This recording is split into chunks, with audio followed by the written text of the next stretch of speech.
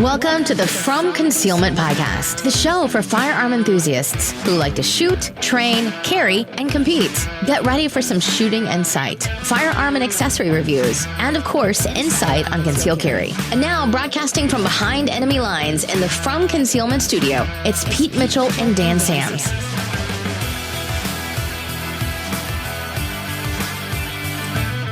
Hey, Freedom Nation, this is Pete Mitchell. And I'm Dan Sams. And, I love Freedom Nation. I really do. I do too. I've been getting emails and Voxes and Facebook messages from people trying to give me their opinion on moving to Texas. Yep. Multiple people. In fact, we got a listener who I was like, all right, we got to have you on the podcast. He is a firearms instructor out there in West Texas.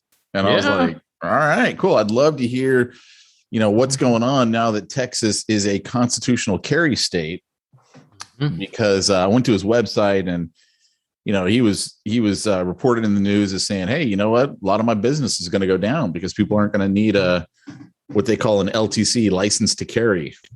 Yeah. And, well, I could see that. I mean,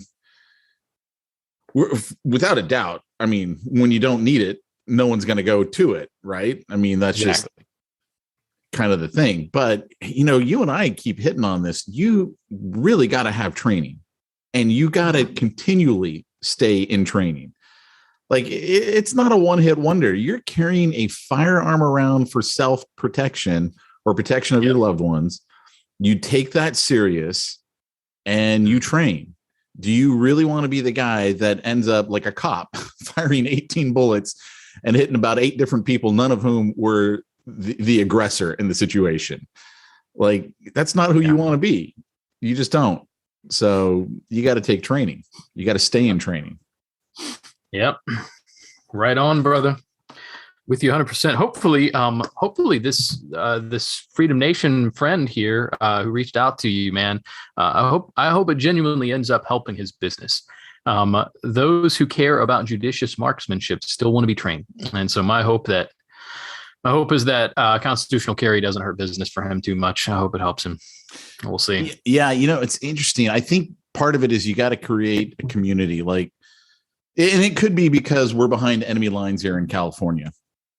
But, the firearms instructor I take the most classes from, without a doubt, the most classes, like, it's a community. We see the same people at the classes. We all know each other's names. We're all talking to each other. Like, part of it is you go because your friends are there, Yep.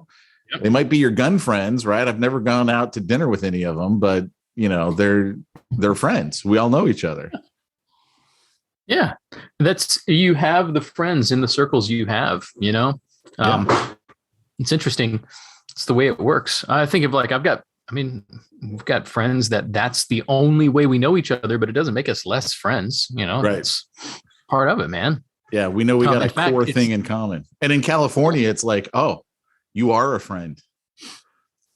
There's this one gal who's, I find it hilarious. I mean, not because of anything negative, but she's a full-on lesbian, right? And it's like, yeah, but we welcome you in because you love the gun and you love the training. Like, it's not because how a lot of people on the left will be like, oh, those gun people. No, it's like the most inclusive group you'll ever meet. It's crazy. All walks of life, man. All walks of life. Everybody is welcoming there. Yeah. It's a good thing, man. I like it. So, have you been out shooting recently? Dude, I feel like I haven't. In fact, last night I got on my phone to check my calendar to see when the next training class was coming up, because I was like, man, I gotta get out there. Yeah, buddy. Yeah, you do. I am behind. I haven't done any shooting in a little while. I shouldn't say not any, but I haven't done much shooting recently. Like, I haven't been doing good training I've been traveling, so. Yeah. And what's funny is you can shoot there at your house. Not so much anymore. They're building a development in my shooting range. Like behind it? No, like literally where I shot. Like, there is a truck right where my backstop used to be. Oh, so it wasn't on your own property? Well, might be better for me to not answer that in case the Fed boys are listening, but That's funny. Yeah. Well, there's also the issue of there's people working in the area where like there's a place where I could still shoot, but now there's all these people out there and I can still get out and shoot. There's a certain section where I can still shoot. It's just I don't have my full range and people notice a little bit more now. So I like to wait till nobody's around, you know. Oh, yeah. No, I'm totally with you. Yeah. I get it. Yeah. I miss it. I had 100. I had a 25 yard, 50 yard, 100 yard, 150 yard where I could shoot. And I had it all marked out and it was all beautiful and it's all gone. I've got my 25 still. And then I've got a place where I've got like maybe 75 I can shoot at, but my perfect 100 yard marked out ain't there anymore. Should have brought the land, man. You should have bought the land. I tried to. There's a whole thing. It's a long story, but I was interested in it. There were palms were greased, it appears. I don't know, just the way it goes. But that doesn't happen in red states. What are you talking about? Oh man, I still maintain that. Unfortunately, Ohio is purple. Is it? We're leaning red, but I would still say we're purple here. Yeah. Yeah. I'm not purple, but I think the state is. I'm excited, man. A couple of weeks from now, and I will be I'll be out. I'll be checking out Texas and driving all around the state and probably more than likely being completely miserable because I'll have my 10 and my 6-year-old with me who will be complaining the whole time. Like they don't want to be stuck in a car for hours on end. And that's pretty much what we're going to be doing. And then checking out homes. Because I was like, I was thinking we're just going to be checking out the communities, seeing what we liked. And my wife's like, oh, we're not going to see any homes. I'm like, well, if you want, but it's not like we're moving until next summer. None of these homes are going to be available then, you know? Yeah. But hey, she wants to see them. Okay, let's do it. All right. Well, have fun with that. It still, you know what? Checking out houses like that will give you an idea of, it'll give you a little bit more picture of the type of homes that are there. Even if those are sold up, you'll get an eye. It'll give you a better picture. That's cool. Good stuff, man. No doubt. Should we talk about Kenosha Kyle, man? Let's do it. So I'm assuming Freedom Nation is following this scenario at least loosely. I think if you're like most of us, we recognize that there is a political agenda behind so much of what's happening, even in the judicial realm. And so I don't know the right word for it. We want to follow it, but we don't want to get too involved because the reality is you can watch everything play out and all the evidence can be what it needs to be.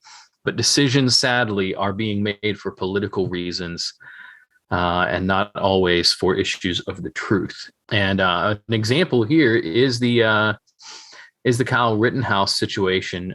By all of the video evidence, this should have never even gone to trial. Like this should have been like, yep, he defended himself, done. The only reason why this has even made it to prosecution is for political reasons, in my opinion. Right. As we're following this, I don't know if you noticed, I think maybe early last week, FBI released aerial footage that they had, some other footage that they'd had this whole time. And they're like, oh, look, here it is. The prosecution knew about it too. Yeah. So now we have a situation where the prosecution withheld information, so stuff that should have come out in disclosure. And then did you listen to any of the witnesses for the prosecution that look like they're there for the defense? Well, I didn't listen to any of them, but I heard and read reports on it, and all of them were like, I didn't think the defense was already, giving their side yet. Oh, wait, this is the prosecution? Like that's what was the takeaway? The prosecution, it literally shot themselves, pretty much shot themselves in the foot with their because all of the witnesses are confirming the defense's story as opposed to the prosecution story. And even with the prosecution trying to lead them, there's a couple of situations where and he tripped and then Rittenhouse shot him and he's like, well, no, like he was lunging for the gun. That's when Rittenhouse shot him in defense. And so you have all these witnesses totally affirming the defense's story. Yeah, it's pretty clear that this guy acted in self-defense. We've got video evidence, even all of the stuff about why he was there and what was going on. Some of the other video where he's trying to provide medical care, and I don't know how much training he had as a 17-year-old, but he is certainly not there to cause harm. And then he had to defend himself, and that's what he did. And it's interesting. What was particularly intriguing to me, though, is did you see the video of George Floyd's nephew saying that there were people taking pictures of the jurors in order to dox them? Did you see this? What does that mean, dox them? Dox is like to expose. So dox is the idea of eliminating your anonymity. So a juror gets doxed, the idea is that hopefully nobody knows any details on the jurors right now. But if I can get a picture in the trial of the jurors and I can get that on there, get that out, and have people searching for it, well, then I can find them on Facebook. I can harass their family. And essentially the idea is that they're going to harass people if they don't bring about a guilty verdict. So, that's a whole other problem in itself. Now, of course, that's, George Floyd's nephew who might just be blowing off steam, but nonetheless, people said it. That's a problem. It's a big problem. So all that's going on, and I think just goes to show this is unfortunately not about the truth as much as it is about political agenda. And it concerns me. So I don't know. Do you have any thoughts on it, Pete? My thought is, based on what we've been told, because I didn't watch the trial, right? I'm not a juror. It does kind of confirm what we've been saying, but then again, we've got a bias towards this, right? I mean, we have a clear bias. We believe in self-defense. We are the From Concealment podcast. So, I mean, obviously we got a bias there. It sounds like, yeah, he did this in self-defense, which is what all the video that I'd seen kind of confirmed. And then when you hear, oh, the FBI has a surveillance video, oh, the prosecution didn't want to turn it over because, yeah, it shows he was running. He was trying to get away. And it was like last ditch effort. Fine. You aren't going to take my gun and kill me with it. I'm shooting you. Yeah. This you can't even throw in a stand your ground thing. He's trying not to. He's trying to get away from the attackers and keep there from being any type of an altercation at all. And they kept coming at him. So I think, though, that where I think he's going to be found guilty for sure. Like I would almost say this is a guarantee guilty verdict is on possession of a dangerous weapon by a person under 18, which Wisconsin law prohibits minors from possessing firearms except for hunting. And I think they threw in that charge because they know the other ones probably aren't going to go. And you're going to have a jury going, this is George Floyd issue. We don't want a re-eruption. So he was clearly innocent on those others. Okay, guilty on this. And I think, and that's punishable. It's a misdemeanor, punishable up to 9 months behind bars. So I honestly could see the judge just going, hey, you know what? We're going to chalk it up to time served. Because remember, he was in for a while, not able to make the $2 million bail. So I would not be surprised if he gets that misdemeanor charge. Think about $2 million bail. That was absolutely egregious and insane when there was no reason to hold him. Like all the evidence was pointing to a self-defense. There's not a reason to hold the guy. We already know this, but it's the jettisoning of the concept of innocent until proven guilty. It's just gone. So, what would be funny though? There's another charge that he's got. Failure to comply with an emergency order from state or local government. Kenosha officials imposed an 8 p.m. curfew the night of the shooting. Rittenhouse was still on the streets as midnight approached. The offense is punishable by up to $200 in forfeitures. So what would be really funny to me is if the jury said innocent on everything. Oh, we'll give you this one. You can give him the $200. But you know, honestly, to me, that's still total BS because you didn't charge that on anyone else. Like, what about the people that were destroying property? Yeah. Firebombing stuff, destroying vehicles. You didn't charge any of them, but you're going to charge this kid? Dude, I'm not for it. Not at all. What a mess, man. Feel bad. This guy's, he was 17 when it happened. He's and 18, the funny thing to me is his intentions were honorable. Yeah. I'm going to go help protect business because remember, guys, at this point, we had seen so many businesses looted, burned to the ground, totally destroyed, right? You remember the peaceful protest that the reporter reported with the fire raging behind him? This is a mostly peaceful It was like, he was like, dude, enough is enough. Just like everyone else, I'm going to go protect these businesses. Yeah. I understand his intention, but. Well, props to him. He nutted up and he went and did something about it. A whole lot of boomers out there were whining and complaining about all this terrible stuff, and whether it was wise or not, he actually did something. And I have respect for that, whether it was the best thing given the circumstances he's in now. I don't have a moral issue with it, by the way, more of like, is it worth it for what they're doing to you? And then part of me is like, I mean, it did slot a pedophile, so good work on that. I mean, maybe it is worth it if we end up spending 9 months in jail. Well done. But man, you could talk about whether or not it was wise, but I respect that he took some action. I respect that.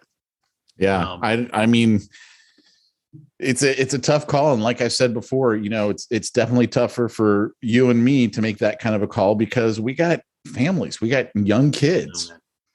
And we know what they're going to do to us. We know how they're going to treat us. And that's rough, man. That's real rough. And, yeah, man. So we got props to this guy. And I tell you what, he was judicious with his marksmanship. I mean, he hit the people he was aiming at. He did, but one of his charges is actually attempted murder because he fired twice at a guy and missed him. So he did have good marksmanship for sure, but they still haven't found those other 2 rounds wherever they landed. So at least they didn't land on a person, which is good.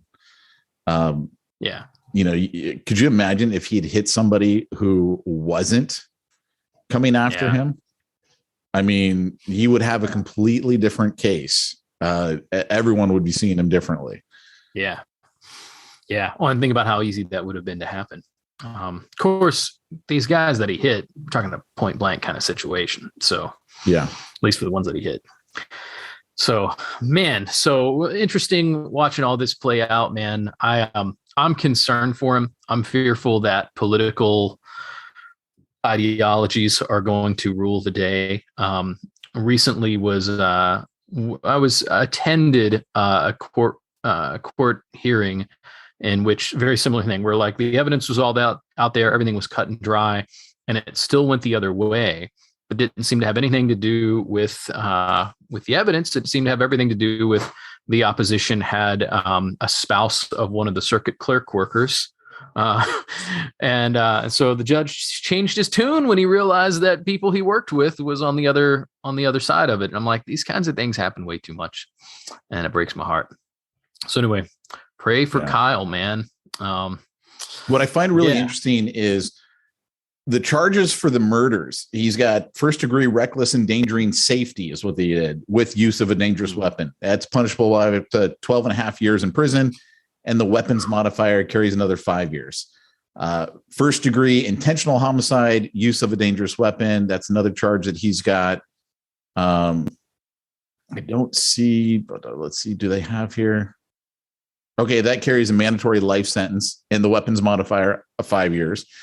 But that attempted first-degree intentional homicide, use of a dangerous weapon.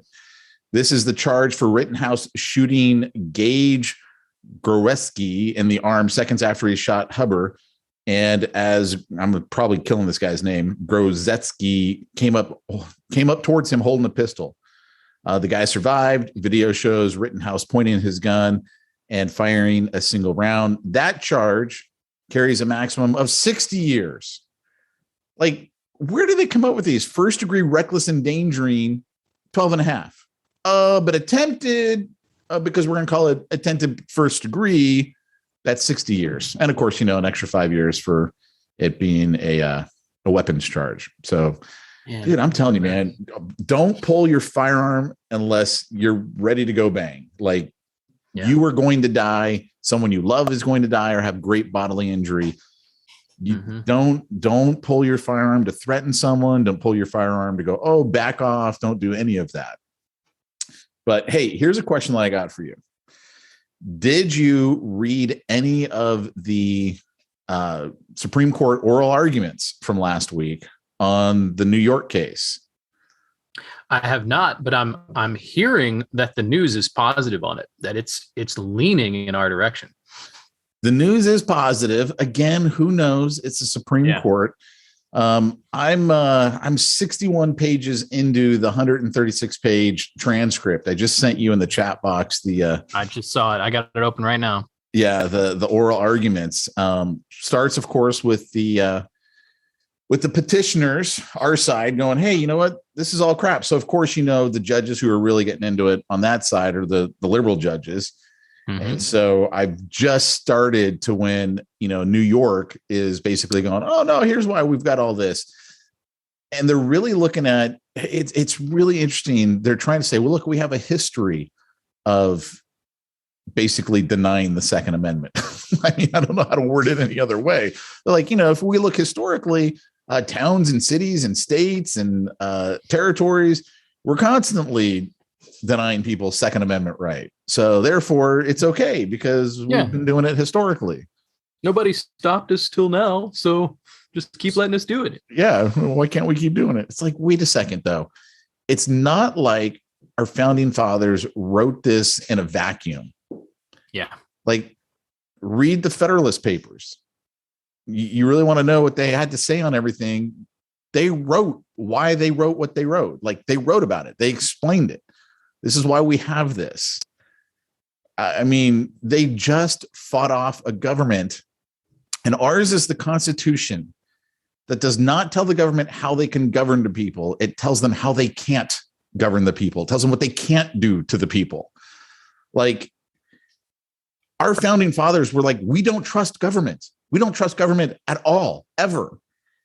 And we want to give you as little power as possible. That's why we had the first Constitution that failed. And they had to write another one, right? Because the first one was too weak, didn't have enough, that brought the states together. And it's like, man, I'm telling you, man, it's interesting when I read this stuff because here's my belief. I've said this before. Right now, we're in the middle of a Cold War with the left and the right. I believe it will turn to a civil war in the next 4 to 8 years. It could be sooner, could be longer. But if this New York carry case goes the way we hope it goes, which is telling states like California, New York, Massachusetts, New Jersey, Hawaii, you can't deny people a carry permit because they don't have good cause. Like, they get to decide what the good cause is, not you. If that goes our way and we see Roe v. Wade overturned in any way, I think this goes to a shooting war sooner. Now, notice that's not our side going to a shooting war. That would be the left side going, oh, wait a second. Or, I mean, we're going to see some serious Supreme Court packing. They'll probably pass a law if they could. Who knows what will happen after this last Virginia election? Who knows what will happen at midterms? If they'd even be able to do it where they could, decide, hey, we're not going to have 9 Supreme Court justices. We're going to add another 5. And we're going to have Biden or whoever is pulling the strings for Biden pick those 5. Yep. So how interesting. It's all speculation, but it's reasonable speculation to think about. So if we have the this gun case for New York goes the way we hope it does, you're right. That's gonna inflame the left because they're used to tyranny. You take away tyranny from a tyrant, you know what they do? They act more tyrannical. Like it's kind of like an abuser when he realizes that his girlfriend is thinking about breaking up with him. He doesn't ease up on the abuse. He increases it because that's what he knows. And tyrants are effectively just abusers with more power. And this is what they're doing. So I think that plus the pro-life moves that I'm expecting are somewhat likely to happen. I look at them similar to the gun stuff where I'm like, it looks like it might go in this direction. Let's see if it does. And in both of those cases, I think you're right. So then the question will be, will it go from that to court packing and then them not being able to court pack? And then do we see convention of states happen? Do we see a full-on civil war popping off right there? I'm just intrigued as to what the course of events is going to look like, because there's always a multitude of things happening, right? There's always a process to this. I've been spending more time studying the first American Revolution, and it was really interesting to me to see how so many things were happening over the course of several years. And then from 1775 in, say, like March of 75 to, to 1776, you have this huge amount of things that happen all at once. You have Lexington and Concord, and there's all kinds of things leading up to that. But it's interesting. Once things were set in motion, whenever that crisis happened, whatever it was that all had to come together, it started happening very fast. And I think that's interesting to me to watch and see what's that set of circumstances going to be for us now. Well, here's what we're going to 100% see right out of the gate. I think Illinois is a great example. So everyone probably heard they had a gun and ammo tax. It was just specific for guns and ammos. I think it was like 5 cents a round. Can you imagine? It's already so expensive, and now there's an additional 5 cents a round tax. And I believe it was $25 a gun. And the Illinois Supreme Court ruled it was unconstitutional with the state constitution. And part of what they said was because you're not actually saying that any of this revenue that's generated is going towards, something specific. You're basically just saying it's going into the general fund.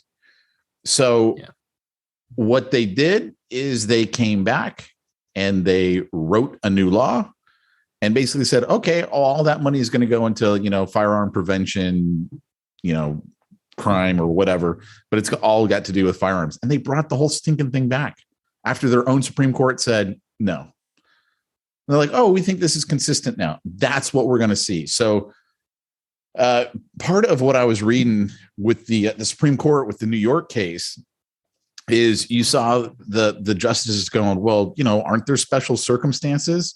What about schools?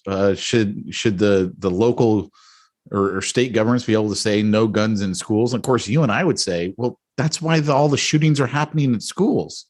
There's no one there that can stop it. Mm-hmm. I mean, it doesn't even make any sense why you would want that to be the case. And the other thing, too, that I found really interesting is, they're like, well, what about places that serve alcohol? Could they be able to ban it at places that serve alcohol? Now, some states, what they do, like California, you can't carry a firearm into a place that's primary business is selling alcohol. So in other words, a bar. But I could take my gun into a restaurant that serves alcohol because that's not its primary business. I don't agree with that as much as I believe it's Nevada. And Nevada says, I think it's almost like driving a car. You can't be intoxicated either at a certain level or it might be any level. I can't remember. Right. I don't live in Nevada, but you could at least take it in there. You just, either couldn't drink a lot or you can't drink at all. I don't remember. Now that I'm totally fine with. We don't allow people to drink and drive for good reason. I don't have a problem with saying, you know what, you can't drink and carry a gun. I do not have a problem with that because honestly, we know what happens when people drink. We know how your inhibitions go down, how your thinking is clouded. I'm fine with that. If you choose to drink, then don't carry a gun. I actually don't have a problem with that. Yeah. But I do have a problem with the idea that, oh, well, you know what? You can't take a gun into. So, basically what they were trying to do is trying to come up with some wiggle room. What could we say? Could we say, because they kept saying this one specifically. Well, could we say, Times Square on New Year's Eve, you can't carry a gun there? And of course, what's the thought going through my head? Well, isn't that the place I want to be carrying a gun? Because the bigger the threat is to me, I'm walking home. And there, what about the subways in New York? Could they say you can't take a gun on the subways? I'm like, and they kept bringing up the ballpark ones. You can't go to the ball. What about going into a ballpark? People are drinking and they're getting all riled up at the games and angry at the other team and the other team's fans. And I'm sitting there going, okay, but wait a second. I don't know. And again, I live in California. I don't know of a single ballpark that I can go into without going through a metal detector. And I've tried to take knives in accidentally. And they're like, no, you can't bring this in, right? Because it's set off the metal detector. I'm like, okay, so isn't that like, why is that an issue? The ballpark is for the most part privately run, if not privately owned, and they have their own security and they don't allow it. I think any business could say we don't allow it. In California, the Sprouts I go to has a sign on the door, no firearms allowed, which I find really ironic since they've had their people shot before. And I'm like, don't you want people in here that are good guys with a gun? I mean, this doesn't make any sense. But anyway, that's beside the point. Now, in California, those signs don't have the force of law.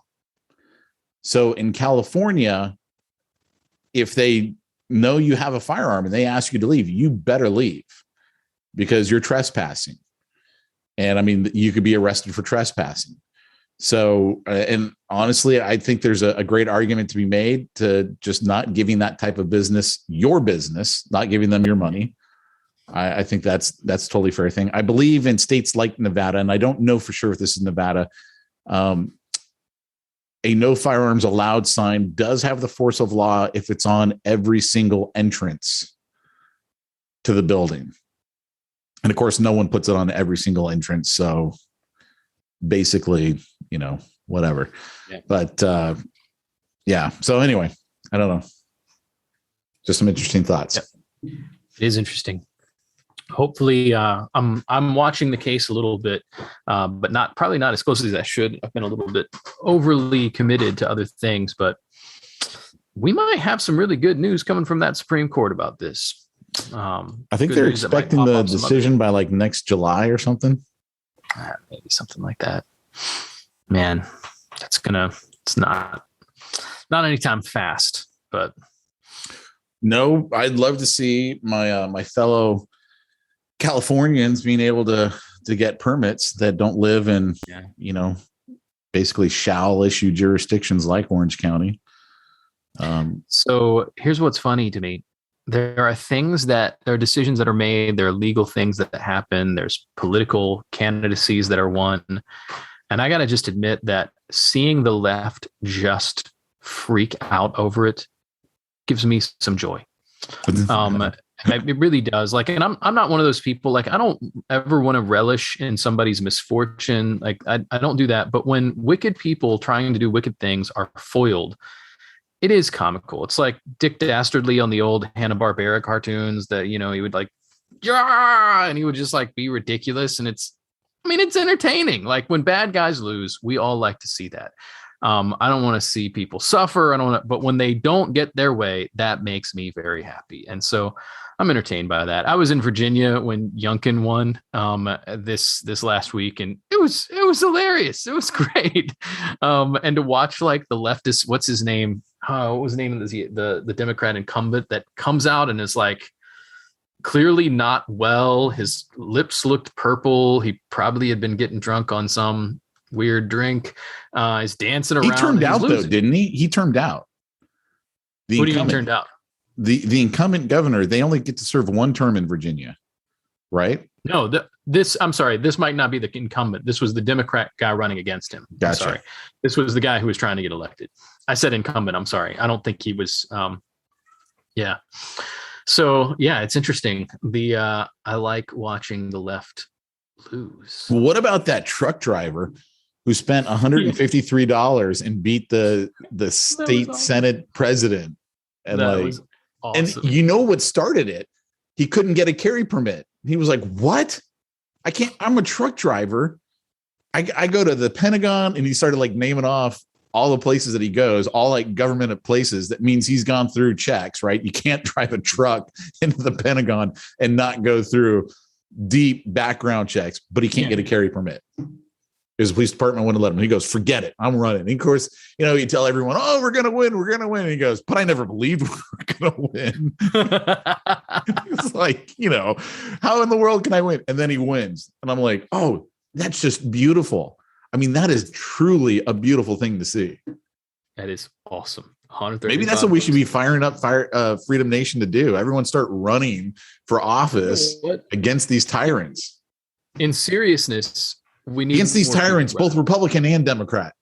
Yeah, I'm with you 100%. Oh man, our Republican governor here in Ohio, I'm like, he's not conservative.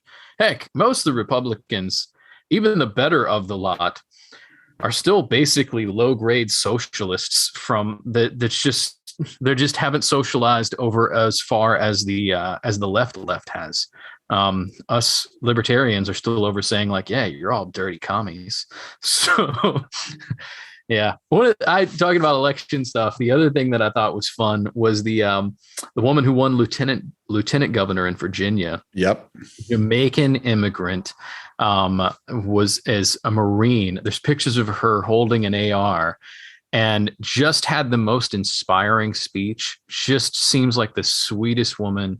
I have not checked out her platform. I mean, I'm not living in Virginia, but just love the way she came across. And then to watch people on CNN somehow blame that on white supremacy to watch them do mental gymnastics about how they were blaming critical race theory as the reason why the Republican won. Yeah. And so at some point it's like, you guys are having to do so many mental gymnastics to try to keep up your narrative that, it really is kind of comical to watch. And, oh man, that it was just great. Yeah. See, I was watching the CNN and they're like, and critical race theory doesn't exist in Virginia. Yeah. The people don't want it.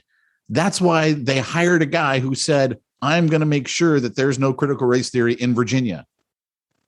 Because we see how it's like, even where I live, they don't call it critical race theory. It's critical race theory. Yeah. And we've gone to the school boards. We've had all the meetings. It's critical race theory. Yeah. They don't want it. Yeah. Which the Freedom Nation would do well to do just a little bit of research on the roots of all this critical theory stuff, because it manifests in multiple ways. There's critical race theory, critical queer theory. There's all these kind of things. Have a look. And this dude sucks. He's bad. But Antonio Gramsci was kind of one of the main guys who kind of developed this idea. And then anybody connected to the Frankfurt School. And they are acknowledging that they're essentially just trying to implement a Marxist ideology in a social construct as opposed to a mere economic one. Their whole point in critical theory was to destroy culture. Like their whole point was, we're going to just tear it down. And it is following their playbook to the T. So if you check out the book By What Standard that Founders Ministries put out, and it kind of traces the history of it, really interesting. But yeah, once you understand what it is, you can see where it shows up in places, and you're like, hey, that's critical theory there. And yeah, what a mess. It's crazy. Yeah. So that's what we got going on. Anything else we should cover today, Pete? I think we covered a lot of good stuff, man. We did, man. So I will say, for the sake of entertainment, if you follow a couple of key plugs, Free Meme Society on Instagram, they also have a Telegram channel. They have had some of the best Kenosha Kyle memes I have seen. I have laughed out loud. They were beautiful. Highly recommend it. The other thing is, on my trip, I listened to what I thought was a book, ended up being an academic lecture on the 4 greatest strategic military thinkers in history. It was from Andrew Wilson. If you get the chance to check that out, brilliant. It is maybe only an hour or two presentation, but will expose you to the main logistics thinkers in military strategy. And it has a whole lot of applications for daily life and all that. Anyway, that was a great presentation. Listen to. I think you can get it on the Libby app. Good stuff. But that was all I had for everybody today. Yeah, everybody check out learms.net. We got some fun stuff going on. And more to come. Cool. All right, guys. We'll be back next week. We'll talk to you all then. Take care, everybody. Bye-bye. Bye. You've been listening to the From Concealment podcast with Pete Mitchell and Dan Sams. Be sure to tune in next week for more gun talk. Also, check out the From Concealment website for more shooting-related goodness at FromConcealment.com.